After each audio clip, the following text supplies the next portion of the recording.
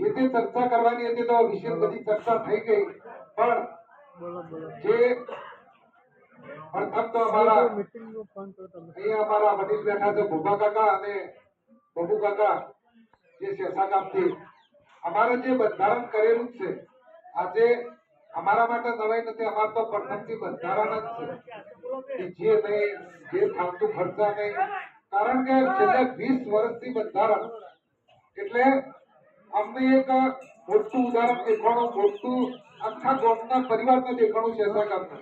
આજે અહીંયા વડીલો બેઠા છે, બધાને ખબર છે, યુવાન મિત્રો બેઠા છે, એમને પણ ખબર છે કે પેલા લગ્ને ખેતર આગા પાછું થતું હતું.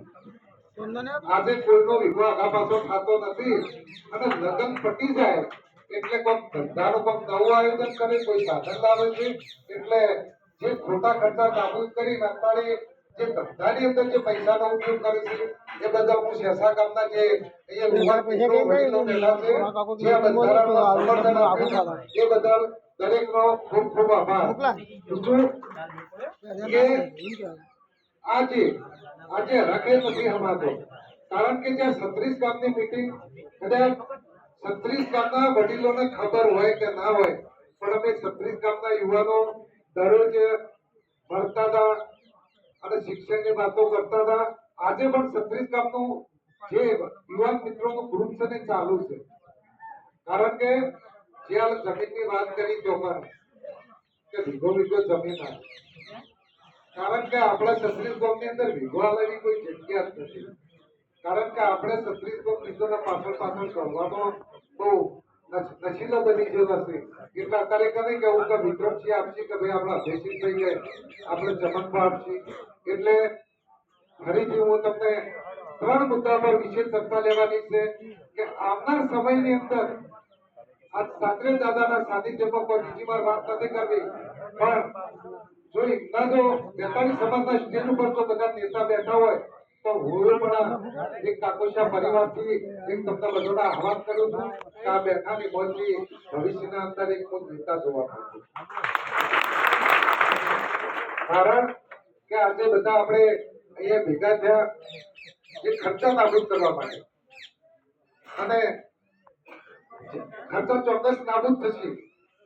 એટલે હું વડીલોને વિનંતી કરવા માંગુ છું કે તમે જે બંધારણ કરો, તમે જો અમારા યુવાન મિત્રો છે 36 ગામની વાત કરું કે 36 ગામના મિત્રોને યુવાન મિત્રોને તમે કોઈ પણ જગ્યાએ તમે કહેશો કે ભાઈ છોકરો તમારા આ કરવાનું છે, એવી વસ્તુની હું 36 ગામની ખાતરી આપું છું. તમે વડીલો જે બંધારણ કહેશો એમાં અમે વચ્ચે મેં રાજી ને કે ભગવાનના ઘર સુધી આજે રાજી છીએ, કારણ કે કોઈ દીકરાને અત્યારે બહુ નથી જો હવે તો ખબર છે બાપો કે અતિ પૈસા લાવે છે, શું કરે છે, કામ કરી પહેરાવે છે. એટલે જે આપણે સમાજની અંદર જે બંધારણ કરી છે એ જે અમારે જે વાત કરી ત્યાં ડીજેની ને બધી, કારણ કે તો ફાઇનલ થઈ ગયું, પણ આજે અહીંયા વાતો કરી ઉભા નહીં થવાનું. 12 ગામ ડેડિયા ઝાલા પરિવાર, 12 ગામ પરમાર અમિતા પરિવારનો હું પ્યાર જોડીને વિનંતી કરું છું કે 2 દિવસની અંદર જ તમે લોકોને 12 ગામ ભેગા થો અને તારીખ અમને આપો, અને પછી આપણે 36 ગામના વડીલો ભેગા થઈ અને આપણા આથમણી દિશા જવાનું થાય તો તમે જો ઉગમણી દિશાએ હકાવાળો ગોદાવાનું થાય તો થાય, બરોબર.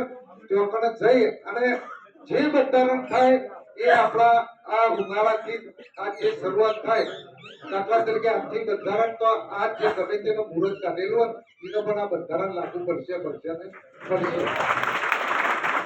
કોઈએ નીચેના પોતા આપ્યો હોય, જે આપ્યું હોય એ બધું પાછું આપી દીધું.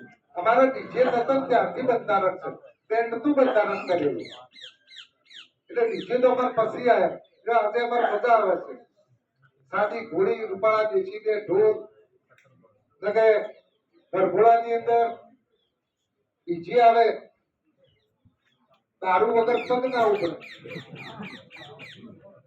દારૂ વગર પગ ના ઉખડે, એકા ફૂટી એટલે ઓટ પગ ચડે, અને ગરઘોડું ચોપાથી ઘરે જાતા જાતા આપણે કોઈ કિસ્સો એક નવો મુદ્દો ઉભો કરીએ, ખુશીનો ઝઘડો ને ઘેર જઈએ.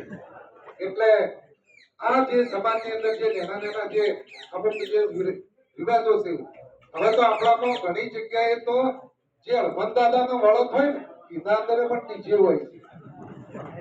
જેમ હનુમાન દાદા ઊંચી જે હોય છે તે આપણે ડીજે લઈને આવવું પડે.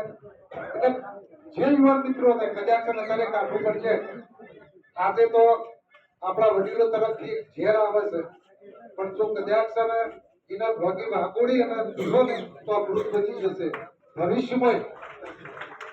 તમે શું વિચારો છો? 36 ની અંદર આજે જે આ બંધારણ લાગુ પડે તો ખાલી મને અંદાજે રકમ કહેજો કે તમારા 36 ની અંદર આ રકમની બચત કેટલી થશે, પણ ખાલી અંદાજે તો આપો. જો કરોડો રૂપિયા થાય તો તમારે એક મસ્ત રૂપાળું 36 ગામના માટે આપણે બે દીકરીઓ કોઈ જગ્યાએ ભણવા નથી જતી તો શિક્ષણ ભવન ઊભું થાય કે ના થાય? થાય કે ના થાય? હવે બર્થડે ની વાત કરી.